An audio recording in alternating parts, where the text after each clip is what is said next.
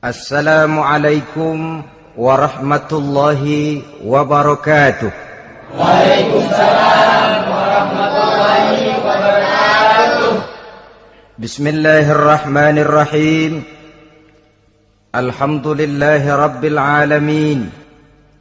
Wassalatu wassalamu ala ashrafil anbiya'i wal mursalin, Sayyidina wa maulana Muhammadin wa ala alihi wa ashabihil mujahidin at-tahirin, amma ba'du. Saudara-saudara kaum muslimin rahimakumullah. Pada pertemuan kali ini kita akan membicarakan riwayat Nabi Adam alaihi salam. Nabi Adam diciptakan oleh Allah dari tanah dan merupakan manusia pertama serta bapa dari seluruh umat manusia. Pada saat Allah hendak menciptakan Nabi Adam, Allah berkata kepada malaikat, "Inni ja'ilun fil ardi khalifah." Aku akan menjadikan seorang khalifah di permukaan bumi. Malaikat dengan nada sedikit protes berkata, "Ataj'alu fiha may yufsidu fiha wa yasfiku ad-dima wa nahnu nusabbihu bihamdik wa nuqaddisu lak." Tuhan, apa perlunya engkau ciptakan seorang khalifah di permukaan bumi? Kelak kalau mereka berkembang biak, kerjanya hanya akan melakukan kerusakan, menumpahkan darah, saling bermusuhan satu sama lain. Sedangkan kami, kata malaikat, sudah cukup bertasbih memuji kebesaranmu. Allah kemudian menjawab, "Inni a'lamu ma la ta'lamun." Aku lebih tahu tentang apa yang kalian semua tidak mengetahuinya. Setelah diciptakan Nabi Adam daripada tanah, ditiupkan roh, maka Allah kemudian mengajarkan kepada Nabi Adam berbagai macam ilmu pengetahuan. Wa 'allama Adam al-asma'a kullaha. Kemudian Allah mengajarkan Nabi Adam nama-nama segala sesuatu. Nama merupakan simbol daripada ilmu pengetahuan. Nabi Adam akan dijadikan khalifah di permukaan bumi. Maka dibekali oleh Allah Subhanahu wa taala al-asma'a kullaha, nama-nama segala sesuatu. Yang dimaksud di sini ialah al-ulumal katsirah, ilmu pengetahuan yang banyak. Malaikat pada mulanya protes. Kami kan sudah cukup bertasbih Tuhan. Kami kan sudah cukup memujimu. Untuk apa lagi membuat manusia sebagai khalifah di permukaan bumi? Seolah-olah malaikat tidak setuju.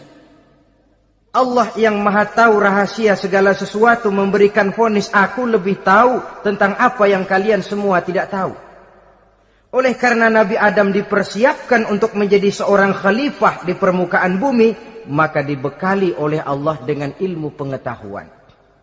Begitu Nabi Adam dan begitu kita.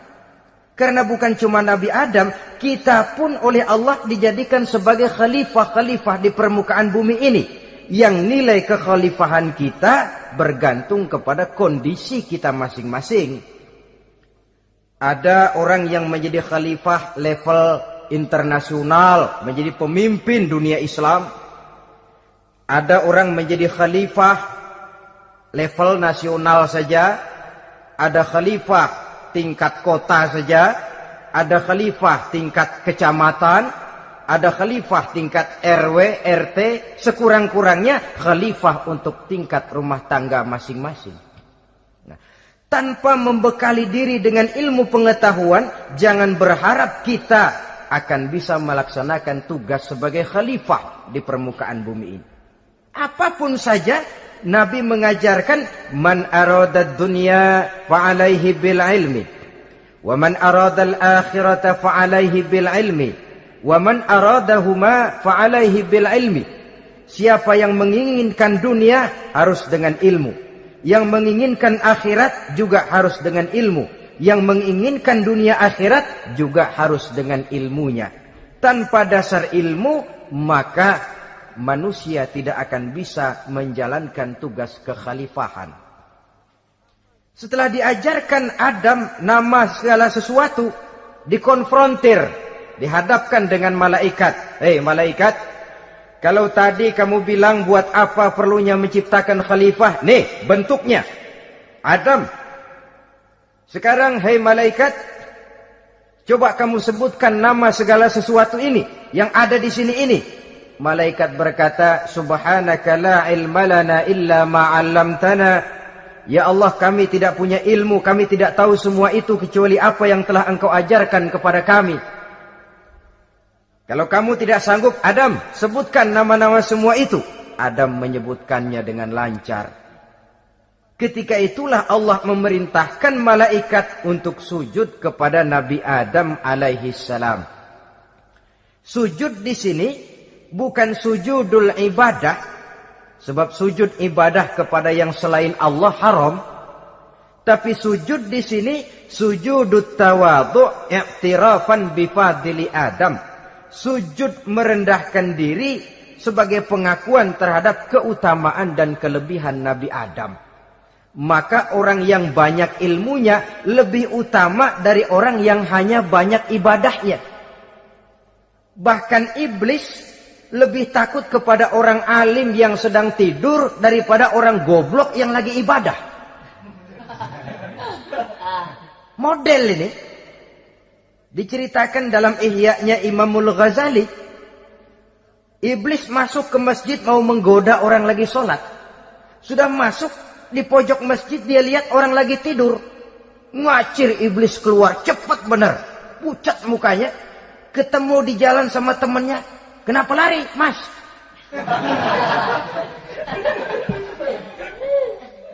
Kata temannya, saya mau goda orang sholat.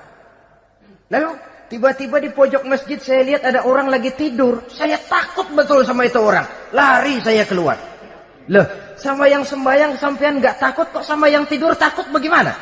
Yang tidur itu orang alim. Yang lagi sembahyang itu orang goblok. Oh, godain orang goblok, saya colek juga dia lupa sembahyang. Tapi orang alim ini saya takut betul. Lah kalau diukur dengan malaikat waktu itu Nabi Adam, ibadahnya lebih banyak malaikat, jelas. Sudah bertasbih, sudah bertahmid malaikat. Nabi Adam baru diciptakan. Tapi kenapa Allah perintah malaikat sujud kepada Adam? I'tirafan bi fadli Adam. Keutamaan Nabi Adam. Pantas untuk diserahi tugas sebagai khalifah mengatur kehidupan di muka bumi. Kalau malaikat yang jadi khalifah di dunia ini, nggak rame dunia. Coba malaikat, material, harta nggak perlu, seksual nggak perlu. Dunia ini hambar. Justru dunia ini menjadi ramai setelah manusia diberikan fungsi sebagai malaikat, sebagai khalifah oleh Allah Subhanahu wa taala. Saudara-saudara kaum muslimin rahimakumullah, setelah nyata kelebihan Nabi Adam, maka Allah perintahkan Nabi Adam tinggal di surga dengan segala kenikmatan yang ada di dalamnya. Tapi lantaran sendirian, kesepian Nabi Adam ini. Allah Maha Tahu, maka diciptakannya pasangannya, yaitu Siti Hawa dari tulang rusuk yang sebelah kiri. Sehingga Nabi pernah pesan begini, Istausu bin nisa fa innahunna khuliqna min dhil'in. Hati-hati kamu ngadepi perempuan. Yang tolong dengar nih yang laki-laki, yang perempuan belaga budak aja dulu lah. Hati-hati kamu ngadepi perempuan. Fa innahunna khuliqna min dhil'in, karena perempuan diciptakan dari tulang rusuk sebelah kiri. Apa watak tulang rusuk? Tulang rusuk itu kan bengkok. Perempuan tuh begitu. Didiemin aja, bengkok terus, dikerasin patah.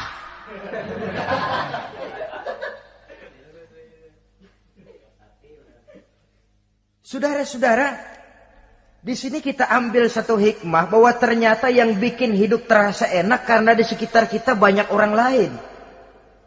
Bodoh manusia kalau dia merasa bisa hidup sendirian. Tinggal di tengah kampung tapi gayanya gaya orang tidak mau kenal dan tidak mau tahu sama tetangga. Jangankan di dunia, di sorga saja Nabi Adam karena sendiri, kesepian.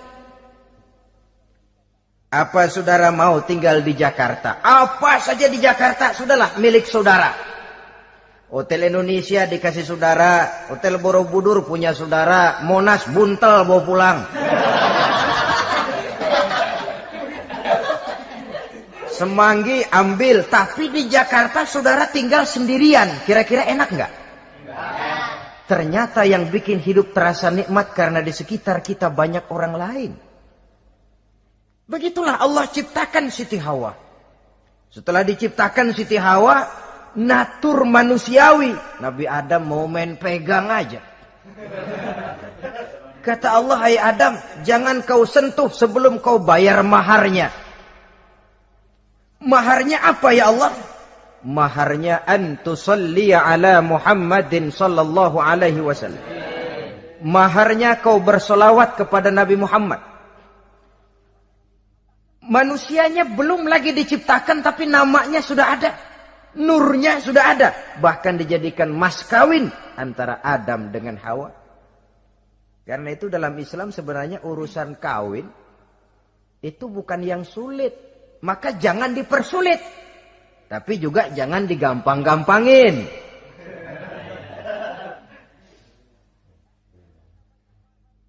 Artinya yang namanya mahar ini, walaupun cuma sebentuk cincin besi kalau orang sangat tidak mampu. Bahkan dengan mengajarkan Fatihah saja sah sudah. Saya terima nikahnya Fulanah binti Fulan, dengan mas kawinnya saya ajarkan dia surah Fatihah. Kalau memang kere betul, tidak punya apapun, sah sudah itu.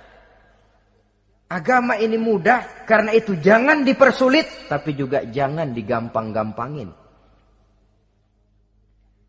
Setelah itu Allah memerintahkan, ya Adam uskun anta wa zawjukal jannah. Hai Adam, kau dan istrimu tinggallah dalam surga. Wa kula minha ragadan haitsu syi'tuma. Segala makanan yang ada di dalamnya boleh kau makan. Pakaian yang aneka warna boleh kau pakai. Nikmati seluruh fasilitas yang ada di surga ini. Cuma atu aja Adam. Yang lain boleh dah. Mau ngapa pakai atu aja jangan. La taqraba hadhihi syajarah. Jangan kamu dekati pohon khuldi itu. Dekat saja jangan. Apalagi sampai metik. Jangan Adam. Saudara, ma'asyiral muslimin, itulah watak manusia.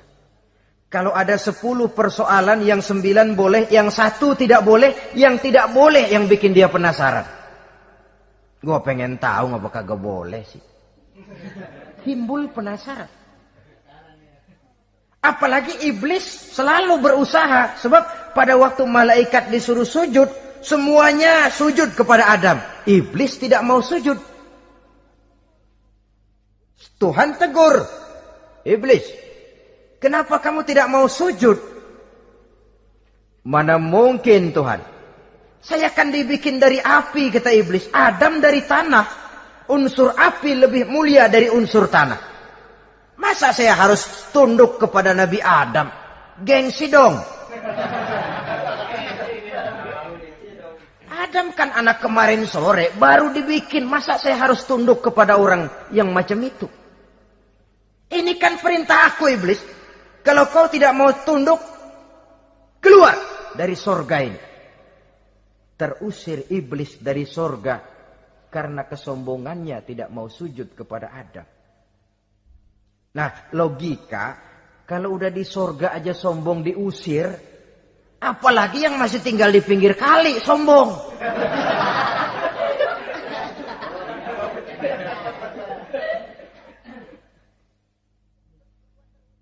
Tapi Sejak peristiwa terusirnya itu, iblis bikin proklamasi.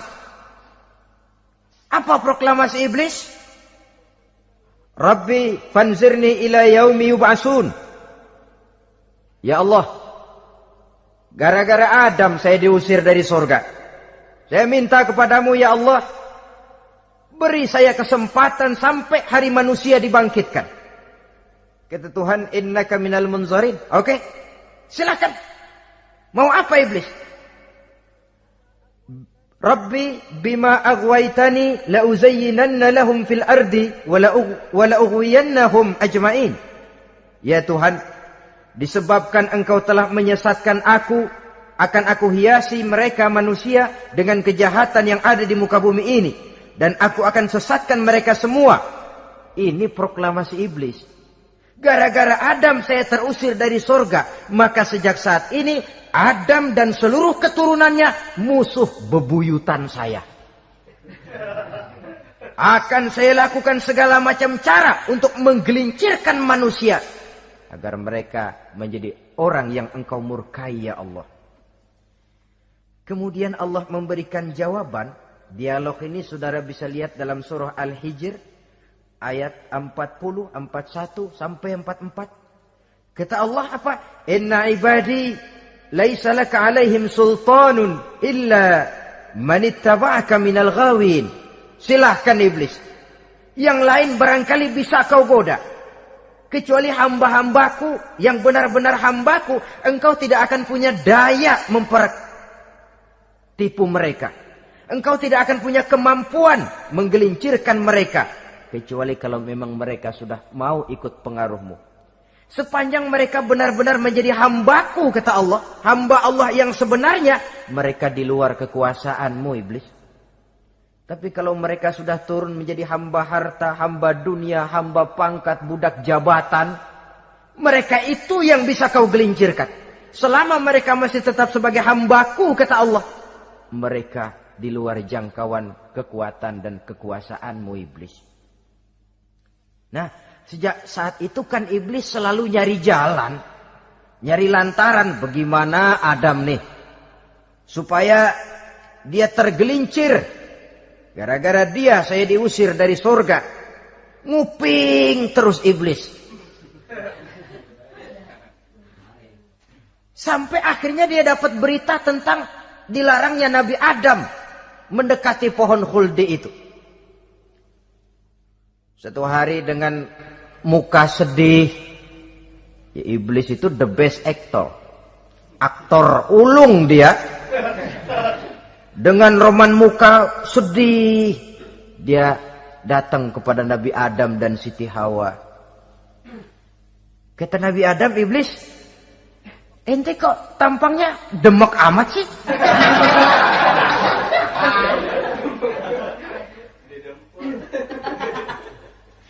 Kenapa begitu sedih? Adam, saya sebenarnya tidak ada yang bikin saya sedih. Cuma saya dapat berita bahwa engkau tidak akan selamanya di dalam surga ini. Wah Adam, kalau engkau bisa tetap tinggal di surga bersama istrimu, alangkah bahagianya saya, kata iblis. Tapi saya dapat kabar ente nggak bakalan lama-lama di surga. Buktinya ente dilarang makan buah khuldi. Khuldun artinya kekal. Kalau kau makan buah itu, kau akan kekal di surga Adam. Tuhan gak pengen, makanya dilarang. Wa qasamahuma inni lakuma laminan nasihin. Untuk memperkuat omongannya, sumpah si iblis. Bener Dam, saya sih ngomong cuma buat kepentingan ente. Saya sayang sama ente. Yang tahu cuma saya dah. Bicaranya seolah-olah untuk kepentingan Nabi Adam. Sebenarnya tujuannya tidak lebih menjerumuskan Nabi Adam. Begitu iblis zaman dulu, zaman Adam. Dan begitu iblis zaman sekarang. Seolah-olah bicaranya untuk kepentingan umat Islam. Tapi sebenarnya tujuannya ngelecehin. Memperdayakan umat Islam.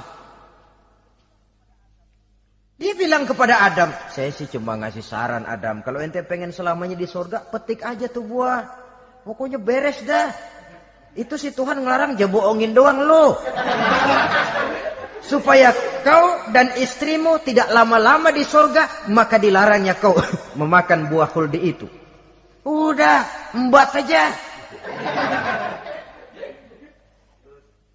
Saudara-saudara,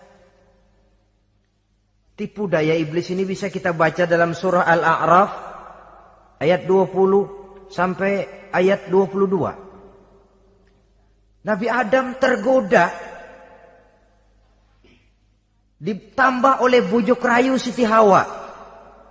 Nabi Adam yang setengah hati itu akhirnya terpancing betul. Sebab itu perempuan, walaupun peranannya tidak begitu kelihatan, tapi memang sangat menentukan. Tidak ada seorang suami bisa sukses jadi apapun dia tanpa peran serta istrinya. Karena itu sebagai muslim, kita punya teman hidup dan kita punya lawan hidup. Siapa teman hidup kita? Dalam arti sempit, teman hidup kita istri. Kalau dia istri tentu suami yang taat kepada Allah dan Rasulnya. Dalam arti luas, teman hidup kita ialah setiap muslim. Setiap orang yang pandangan hidupnya sama dengan kita. Itu teman hidup. Lalu lawan hidup kita siapa? Lawan hidup kita secara mutlak iblis dalam segala bentuknya. Iblis yang berbentuk halus, ini ngusirnya rada lebih gampang. Konon ya, iblis setan itu kalau dengar orang azan kan lari. Takut dia, dibacakan bismillah, minggir. Yang sulit diusir ini iblis yang berbentuk manusia. Diazanin nyengir.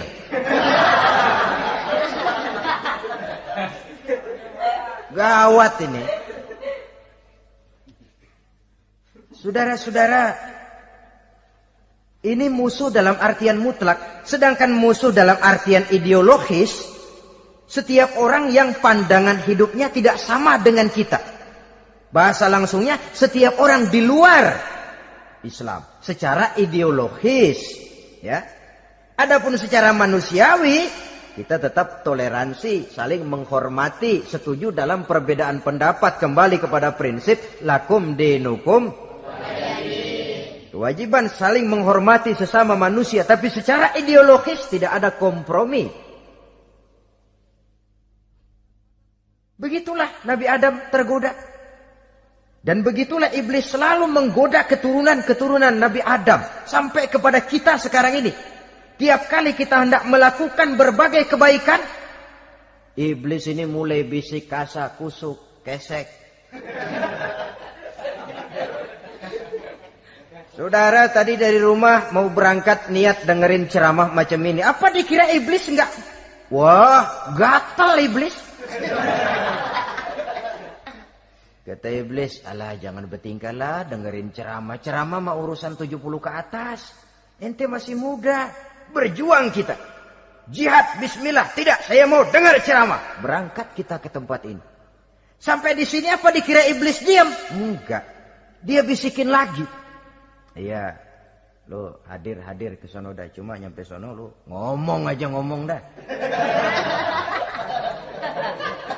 Ustadz mah jangan didengerin, ngomong aja udah. Perang lagi jihad, saya nggak mau ngomong, mau dengerin betul-betul. Kata iblis, iya lo dengerin dah, jangan ngomong, cuman pules.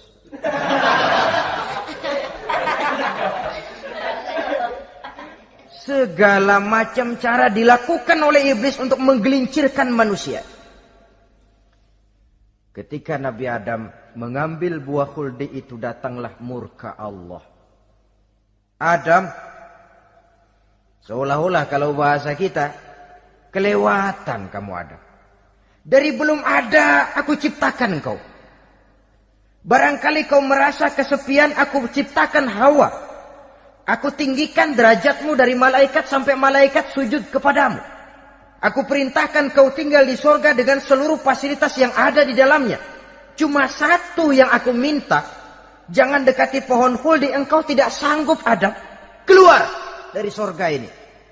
Terusir Nabi Adam dan Siti Hawa dari surga. turun ke dunia ini. Turun terpisah lagi. Ya Allah.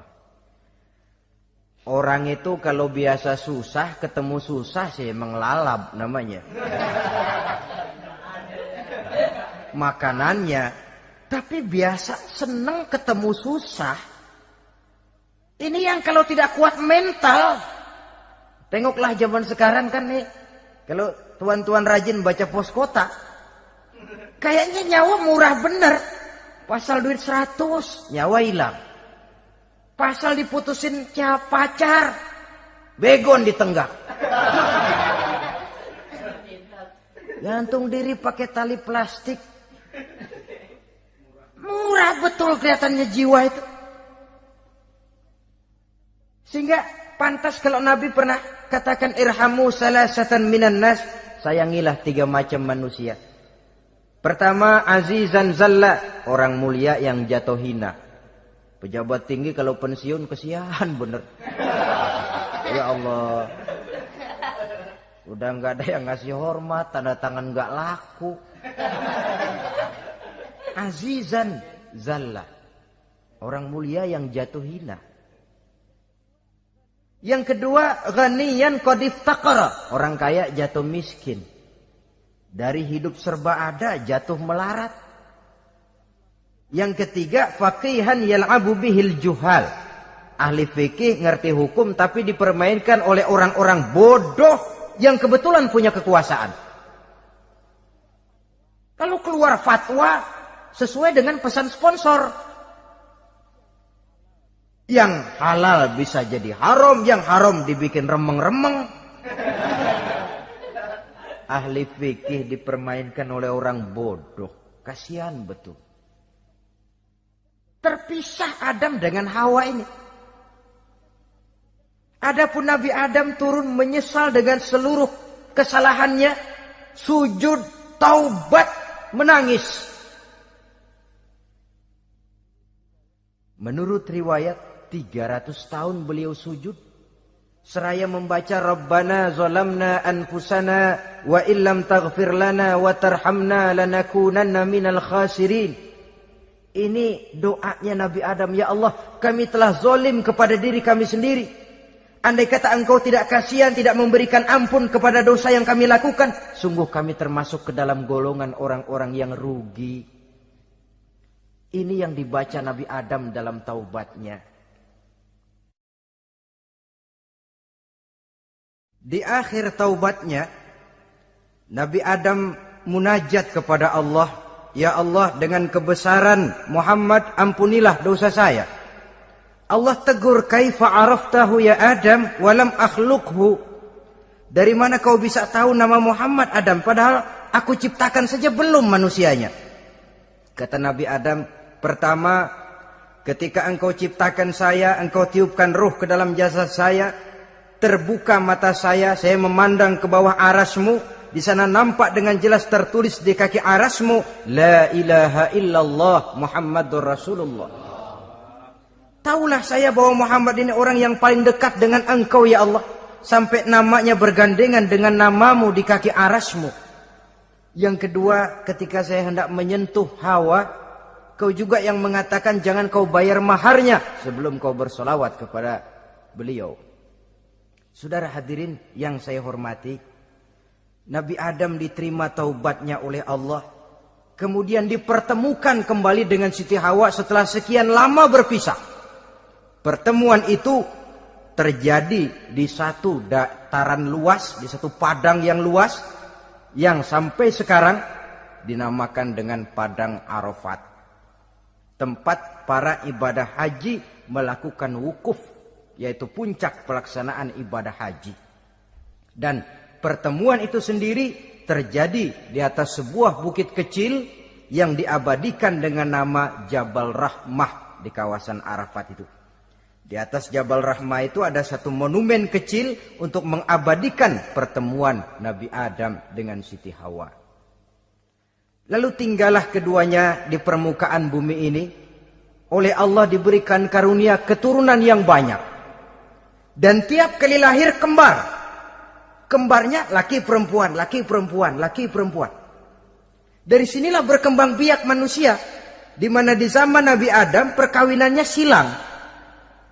Karena tentu tidak ada manusia lain. Perkawinan silang itu artinya, kalau si A dan B, A ini laki, B perempuan, kemudian lahir kembar kedua antara C dengan D, maka begitulah yang A dikawinkan dengan D, yang C dikawinkan dengan B. Perkawinan silang. Tidak boleh perkawinan yang kembar sama waktu dilahirkan. Nah, di antara putra-putra Nabi Adam yang kemudian juga membuat sejarah, yaitu Habil dan Qabil. Habil, saudara kembarnya namanya Labuda, perempuan. Qabil, saudara perempuannya Iklimah. Menurut hukum perkawinan waktu itu harus silang. Habil harus kawin dengan Iklimah dan Qabil harus kawin dengan Labuda. Tapi Qabil protes. Dia kepengen kawin dengan saudara kembarnya sendiri. Dalam arti yang sama-sama dilahirkan dengan dia, yaitu Iklimah. Kenapa? Karena kebetulan rupa Iklimah ini lebih cantik daripada Labuda. Protes kepada ayahandanya Nabi Adam. Abah, saya tidak terima, saya harus kawin dengan Iklimah. Tidak Qabil, kamu harus kawin dengan Labuda. Enggak mau. Kenapa dengan Labuda? Kurang kece.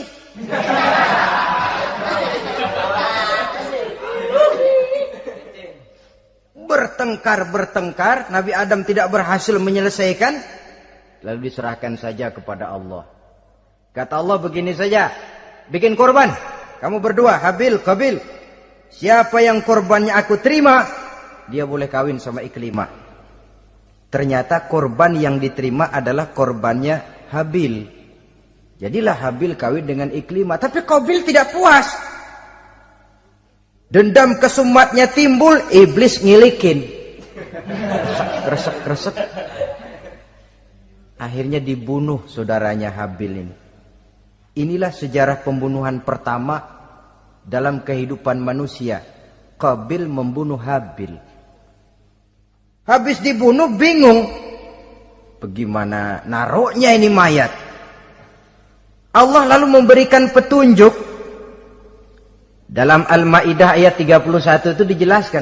Ada burung gagak berantem sama burung. Yang satu mati. Nah, oleh yang masih hidup, tanah ini dicakar-cakar sama kakinya dan sama paruhnya. Sehingga berbentuk lubang, bangkai saudaranya itu dimasukin ke lubang itu lalu diuruk lagi pakai tanah. Oleh cakar kakinya dan paruhnya itu. Sehingga Qabil, cara ini bisa.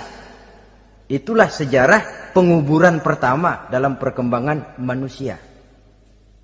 Oleh karena itu, Nabi memberikan penjelasan, man sanna sunnatan hasanatan falahu ajruha wa ajru man amila biha wa fi riwayatin wa ajru man tabi'aha. Siapa orang yang melakukan satu kebajikan, dia akan mendapat pahala dan pahala dari orang-orang yang mengikuti kebaikannya. Misalnya saudara membentuk pengajian, ramai pengajian saudara, 1000 orang yang datang ngaji, 1000 orang saudara dapat pahala. Sponsor kebaikan. Sebaliknya, wa man sanna sunnatan sayyi'atan falahu ismuha wa ismu man amila biha, ay wa ismu man tabi'aha. Siapa yang memulai suatu kejahatan, dia akan mendapat dosa dan dosa dari orang-orang yang melakukan atau mengikuti kejahatannya. Umpamanya saudara mengadakan pesta, lalu dalam pesta itu terjadi segala macam maksiat, maka seluruh maksiat yang terjadi malam itu di tempat itu, saudara ikut dapat dosanya. Kenapa? Sponsor. Tiap kali ada pembunuhan, Qabil dapat andil dosa. Kenapa? Sponsor. Tapi kalau 2 orang muslim, ini masalahnya Habil nggak ngelawan kan, dibunuh. Tapi kalau 2 orang muslim berkelahi, kata Nabi apa? Apabila 2 orang muslim saling berbunuh-bunuhan, maka al-qatil wal maqtul finnar, baik yang membunuh ataupun yang dibunuh dua-duanya neraka. Sahabat heran, ya Rasul, kalau yang ngebunuh masuk neraka pantas, tapi ini yang dibunuh kenapa neraka juga? Soalnya sama-sama niat, cuman keduluan aja. Itu kan masalahnya. Andai kata dia nggak terbunuh, dia yang akan membunuh. Niat itu sudah ada. Nah kalau Habil ini dia tidak punya niat membunuh, dia memang dibunuh oleh Qabil. Saudara-saudara kaum muslimin rahimakumullah. Lalu dari situlah berkembang biak keturunan Nabi Adam alaihi salam. Sehingga dengan demikian bisa kita katakan sebagai satu konklusi, pertama, bahwa manusia adalah makhluk Allah yang menempati kedudukan tertinggi dan berasal dari Nabi Adam sebagai manusia pertama. Dengan malaikat sekalipun, manusia sebenarnya lebih tinggi. Kapan? Kalau dia tetap benar-benar sebagai hamba Allah yang membekali diri dengan ilmu pengetahuan. Laqad khalaqnal insana fi ahsani takwim. Kami ciptakan manusia dalam bentuk yang paling baik. Dan ketinggian manusia itu tidak ditentukan oleh bahan-bahan dari mana manusia diciptakan, tapi ditentukan oleh adanya roh yang ditiupkan ke dalam jasadnya dan kemampuan yang ditimbulkan oleh nilai-nilai rohaniah tadi. Kalau secara biologis kita ini semua bahannya sama. Dari saripati mak tanah yang menghasilkan buah yang dimakan oleh mak bapak kita, membentuk hormon, menghasilkan sperma, terjadi kerjasama yang baik antara ibu dan bapak, sehingga kemudian melahirkan kita ke alam dunia ini. Secara biologis bahan kita sama, dan tidak itu yang menentukan ketinggian manusia. Walaupun keturunan juga mempengaruhi, sebab sekarang ada istilah ramai orang bicara bayi tabung. Dan majelis ulama sudah memberikan fatwa kalau spermanya itu berasal dari sang bapak, tidak jadi masalah. Tapi kalau dari orang lain, haram. Yang lebih celaka lagi di negara maju, tidak lewat proses alam rahim. Jadi dalam satu tabung yang diberikan suhu yang mirip dalam kandungan, di situ dipertemukan antara sperma, air mani laki-laki, dengan ovum, air mani perempuan. Diberikan suhu yang mirip dalam kandungan, dan itu diharapkan bisa menghasilkan manusia lewat tabung kaca itu. Saya tidak sanggup bayangkan kalau sekarang orang tanya usul asal-usul kita, kan kita masih enak jawab. Kamu anak siapa? Oh, bapak saya Fulan, ibu saya Fulana. Oh, kenal saya. Tapi manusia yang akan datang kalau proyek ini berhasil, bapakmu siapa? Enggak tahu, saya dulu keluar dari tabung, Pak. Rendah betul martabat manusia. Sama saja dengan ada perempuan pernah protes, Pak, Islam itu enggak adil katanya. Kenapa? Masa dalam Islam laki-laki boleh kawin lebih dari satu, tapi perempuan enggak boleh kawin lebih dari satu? Supaya sama-sama adil, boleh dong perempuan punya laki lebih dari satu. Saya bilang, justru disitulah Islam itu hendak menjaga martabat manusia. Kalau seorang suami punya istri empat-empatnya lalu hamil, bapaknya jelas. Tapi kalau perempuan satu punya suami 4 lalu hamil, bapaknya yang mana ya?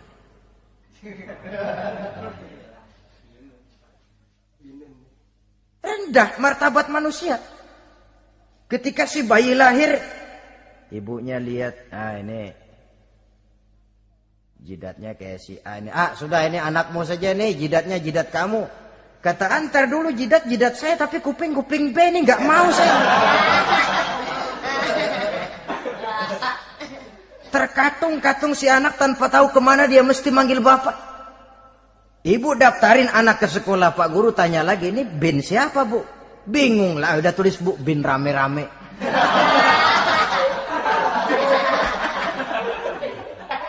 Kan rusak martabat manusia kalau sudah begitu. Justru Islam ini menjaga ketinggian martabat manusia. Jadi manusia itu fi ahsani takwim. Kapan? Kalau dia bisa menjaga kehambaannya di hadapan Allah dengan melaksanakan fungsi sebagai khalifah di permukaan bumi. Tapi bila dia sudah tidak lagi menjadi hamba Allah, tidak lagi berfungsi sebagai khalifah, dia sudah masuk summa radadnahu asfala safilin. Kami kembalikan ke tempat yang paling rendah, lebih rendah dari binatang sekalipun. Kalau dia tetap menjaga posisinya lebih tinggi dari malaikat, malaikat saja sujud kepada Nabi Adam, apalagi kepada makhluk-makhluk yang lain manusia ini. Tapi kalau dia tidak pandai, lebih rendah daripada binatang. Inilah uniknya makhluk bernama manusia. Dengan posisinya dia bisa menjadi lebih tinggi dari malaikat, tapi juga dia bisa meluncur lebih rendah daripada binatang. Untuk menjaga itulah diperlukan agama dalam kehidupan kita sekarang ini.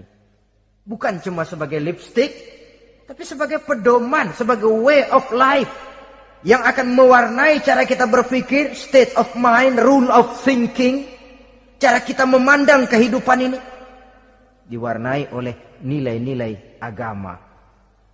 Dengan demikian, maka manusia bukan keturunan kera. So, ada satu teori namanya teori evolusi yang disampaikan buat pertama kali oleh Charles Darwin. Dia mengemukakan teori bahwa perkembangan kehidupan sesungguhnya di dunia ini menunjukkan mata rantai yang utama melalui apa yang dia namakan seleksi alamiah. Mula-mula dari ikan, melalui seleksi ke amfibi, dari amfibi ke reptil, dari reptil ke mamalia, dari mamalia ke mamalia kecil, dari mamalia kecil ke primat, dari primat ke monyet, dari monyet menjadi Homo erectus. Ini teori Darwin. Tapi dia tidak jelas-jelas mengatakan bahwa manusia keturunan monyet, hanya seketurunan. Seketurunan kan tidak berarti keturunan. Begini saja. Toyota Kijang sama Toyota Corolla itu seketurunan. Tapi Corolla dengan Kijang kan lain. Cuma seketurunan. Dalam arti sumbernya sama. Makhluk yang tidak tahan seleksi alam, oleh udara yang sangat dingin, perkembangan cuaca yang sangat panas, gempa bumi dan sebagainya, seleksi alam dia namakan, hilang, musnah dari peredaran. Seperti ada binatang raksasa itu, dinosaurus, sekarang kan cuma tinggal dongeng saja, tinggal nama atau kerangka. Itu oleh seleksi alam dia nggak lulus, hilang. Yang bertahan, yang lulus seleksi alam. Manusia walaupun kecil yang lulus seleksi alam ini. Biar dihantam gempa bumi, angin topan, tetap aja ngejedok.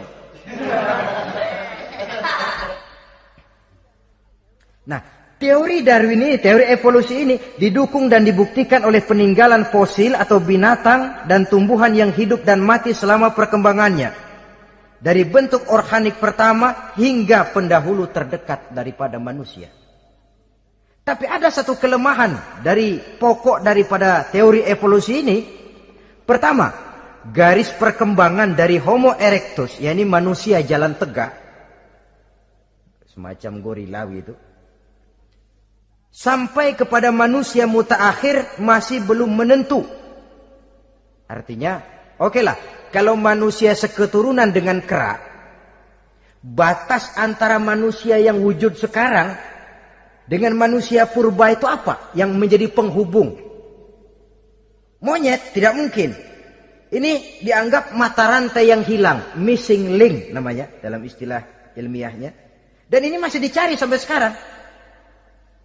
Kalau pendahulu terdekat manusia mutaakhir ini manusia purba, katakan Homo erectus, manusia jalan tegak. Lalu generasi sudah itu sebelum berbentuk manusia apa? Ternyata sampai sekarang masih ada missing link, mata rantai yang hilang. Lalu yang kedua, teori evolusi berhenti kepada manusia mutaakhir. Kalau memang kita manusia sekarang ini hasil evolusi, tentu kita akan terus berevolusi lagi. Dan akan jadi apa kita nanti? Ternyata sudah ribuan tahun manusia tetap manusia begini-begini aja. Tidak berevolusi kita ini. Apa lalu matanya jadi cuma satu di tengah? Hasil evolusi? Kan tidak. Tidak berevolusi. Jadi kembali kepada Quran, manusia pertama adalah Nabi Adam. Dan manusia-manusia berikutnya keturunan daripada Nabi Adam. Dan bukan hasil evolusi daripada monyet. Juga tidak akan berevolusi kemana-mana. Kalau demikian benarkah teori evolusi? Untuk mengatakan mutlak benar bukan wewenang kita. Untuk mengatakan salah total juga kebenaran ilmu adalah relatif sebagai relatifnya daya pikir manusia. Di samping dia harus membuktikan kebenarannya, maka kebenaran ilmiah adalah kebenaran yang relatif dan temporer. Contoh kecil saja. Dulu orang berteori bahwa bagian yang terkecil dari suatu benda namanya molekul, kan begitu? Molekul ini nggak bisa dibagi-bagi. Bagian yang paling kecil dari suatu benda namanya molekul. Ilmu terus berkembang. Ternyata molekul sebenarnya terdiri daripada atom. Atom itulah bagian terkecil dari suatu benda yang nggak bisa dibagi-bagi lagi. Nah, berubah sudah teori pertama. Tidak jadi molekul sekarang, atom. Belakangan rupanya atom masih tersusun dari partikel-partikel. Partikel inilah bagian yang terkecil dari satu benda. Berubah lagi sudah. Dan tidak mustahil akan ada penemuan bahwa partikel pun masih bisa dibagi-bagi lagi. Begitu juga dengan teori evolusi ini. Sehingga beberapa ahli semacam Dr. Charles Oxnard, Dr. Jane Paul Hallett dari Chicago dan California, mereka sudah membantah teori evolusi ini. Namun masalah paling pokok dari kita ialah kita diciptakan oleh Allah berasal dari Nabi Adam alaihi salam. Nabi Adam diciptakan dari tanah. Dan kita bukan hasil dari evolusi, juga tidak akan berevolusi.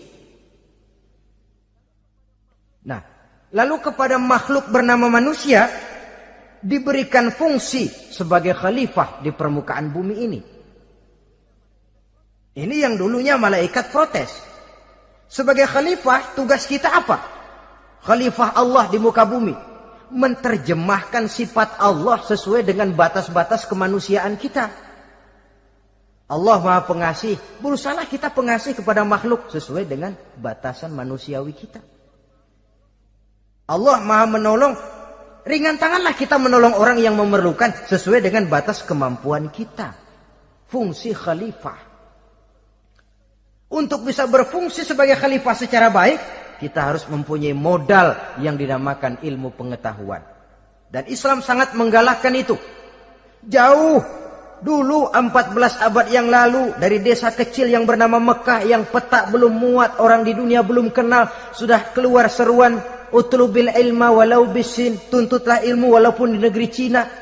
Ngomong Cina di Mekah, padahal Mekah waktu itu belum masuk peta, belum dikenal orang.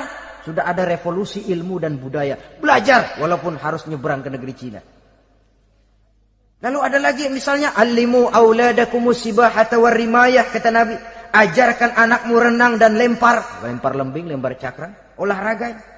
Satu tanda Islam agama masa depan. 14 abad yang lalu di Saudi Arabia, Nabi mengajarkan ajari anakmu berenang. Kalau Islam agama untuk orang Arab saja, mau berenang di pasir. Tapi wawasan pandangannya luas. Bahwa Arab sebagian besar memang Islam, betul. Tapi Islam bukannya Arab, itu juga jelas. Sepanjang kita masih menjadi khalifah Allah, maka sepanjang itu kita fi ahsani taqwim. Nah, sebagai khalifah Allah kita bertugas membudidayakan alam ini. Kita kadang-kadang terlalu. Ada ayat, wa ma min dabatin fil ardi illa 'alallahi rizquha. Semua yang melata di muka bumi dijamin rezekinya oleh Allah. Ayat itu betul. hak karena datang dari Allah. Bahwa rezeki disediakan di muka bumi, memang. Tapi rezeki itu tidak turun begitu saja laksana jatuhnya embun di waktu pagi. Kita harus berusaha. Dan usaha manusia mencari rezeki lain dengan ayam. Kalau ayam dari tahun atu. Nyari rezekinya tuh modalnya cuma ceker patok. Coba, dari tahun 1 ayam asal punya ceker, punya patok, sudah dapat rezeki dia. Nggak perlu masuk TK, SD, SMP. Tapi manusia cari rezeki, apalagi zaman sekarang. Persaingan hidup tajam, lapangan kerja sulit, tensi ekonomi tinggi. Masuk sekolah urusan, tamat sekolah urusan. Kadang-kadang dilema juga. Masuk perguruan tinggi negeri sulitnya setengah mati kayak onta masuk ke lubang jarum. Masuk perguruan tinggi swasta yang favorit biayanya selangit.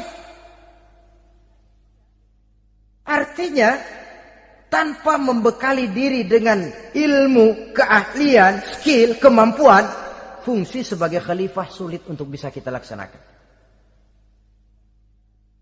Saudara-saudara kaum muslimin yang berbahagia.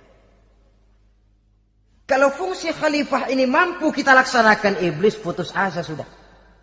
Sebagai khalifah di satu pihak kita menyembah hanya kepada Allah, di lain pihak kita membudidayakan alam ini.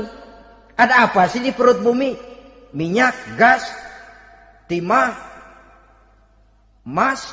Ada apa sih di lautan? Pelajari lewat oceanografi, membudidayakan alam. Air sungai supaya arusnya nggak mengalir mubazir, ada manfaatnya, bisa menimbulkan energi yang menghasilkan tenaga listrik, bisa mengairi persawahan, irigasi. Bikin apa? Bikin dam, membudidayakan alam. Tapi juga mengislamkan budidaya itu. Bahasanya mengkulturkan natur, mengislamkan kultur. Membudidayakan alam dan mengislamkan budi dan budaya manusia ini. Sehingga apapun yang kita kelola dari alam ini nantinya akan untuk menunjang tugas sebagai khalifah, sujud kepada Qadhi Rabbul Jalil. Saudara-saudara, maka bersyukur kita oleh Allah dijadikan manusia. Tidak pesan, terima beres, cantik. Dari segi biologis maupun psikologis, tidak ada makhluk secantik manusia. Dibekali dengan agama di samping akal. Sehingga agama membimbing akal agar sampai kepada kebenaran yang hakiki. Kita sebagai keturunan Nabi Adam memegang fungsi khalifah. Jadi jangan main-main loh, kita ini turunan Nabi, betul ini. Saudara-saudara yang hadir semua di depan saya ini, termasuk saya, kita gini, turunan Nabi kita ini. Nabi Adam. Jangan main-main loh, turunan Nabi gini-gini. Nabi Adam.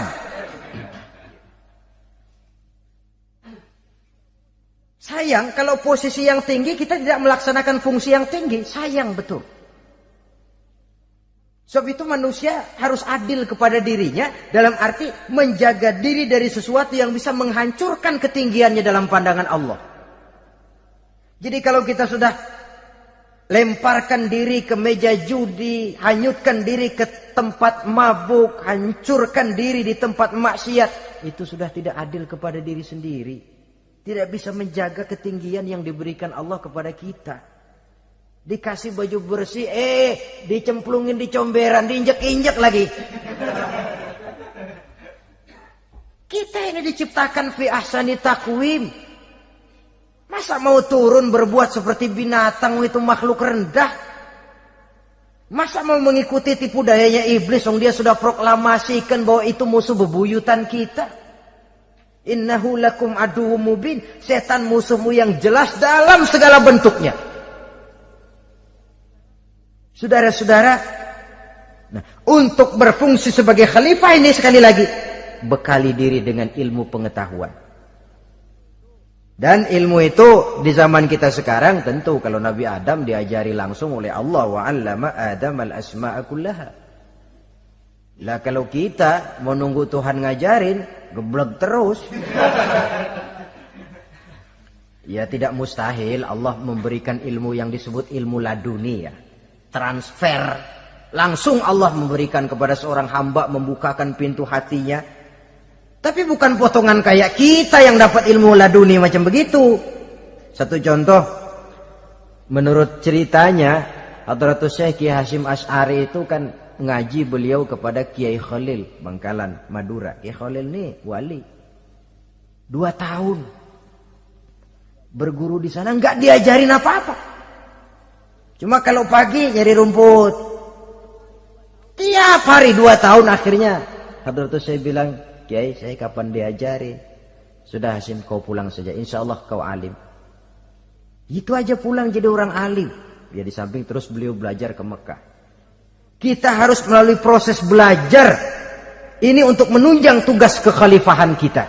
Sebagai hamba Allah dan sebagai khalifah Allah di permukaan bumi. Sehingga 2 tugas ini bisa kita laksanakan dengan sebaik-baiknya. Menjaga martabat manusia sebagai makhluk yang mulia dan keturunan dari Nabi Adam alaihissalam. Saudara-saudara, ini sajalah pembicaraan kita kali ini. Terima kasih banyak atas segala perhatian. Mohon maaf atas segala kekurangan. Usikum wa nafsi bitaqwallah. Aqulu qauli hadza.